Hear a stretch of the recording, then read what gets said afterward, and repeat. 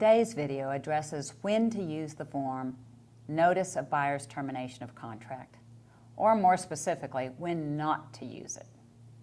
I've received several questions and copies of notices when paragraph 8 of the form has been filled in by the buyer. Paragraph 8 is Other. It is a little like paragraph 11, Special Provisions of the Contract.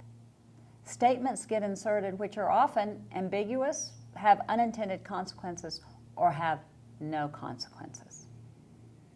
The notice of buyer's termination is only necessary when the buyer is given the right to terminate the contract either under the option period or based on a contingency not being met, such as buyer approval, property approval, delivery of seller's disclosure notice, curing of title objections, buyer's sale of other property, delivery of subdivision information, etc.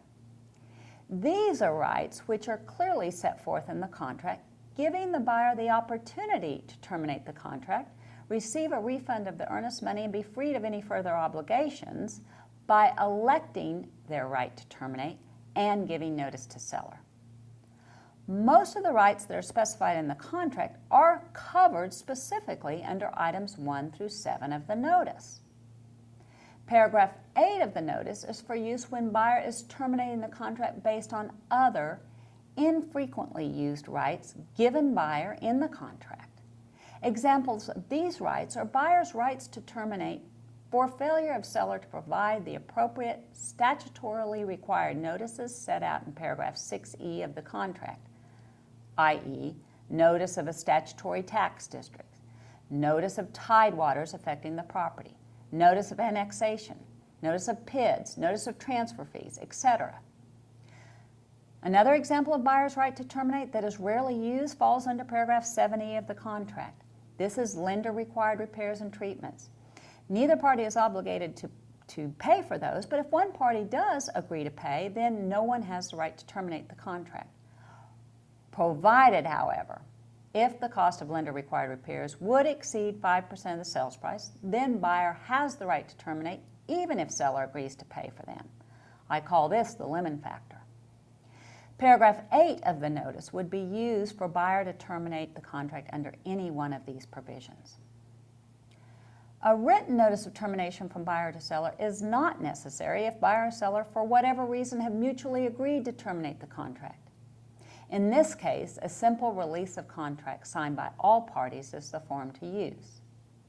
I have seen language in paragraph 8 of the notice that reads, buyer is no longer relocating to the area and therefore buyer is terminating the contract.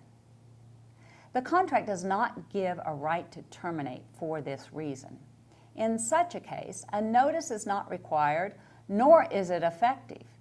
Buyer and seller have to mutually agree to terminate the contract and sign a release. If the contract is terminating based on default of the seller, a different type of notice needs to be given. The notice of buyer's termination of contract is not the form to use to put the seller on notice of his or her default. I hope this video is helpful in clarifying when and how to use the notice of buyer's termination of contract and when not to use it. Allegiance Title wants to be of value to you. We are your trusted resource for results. Thank you.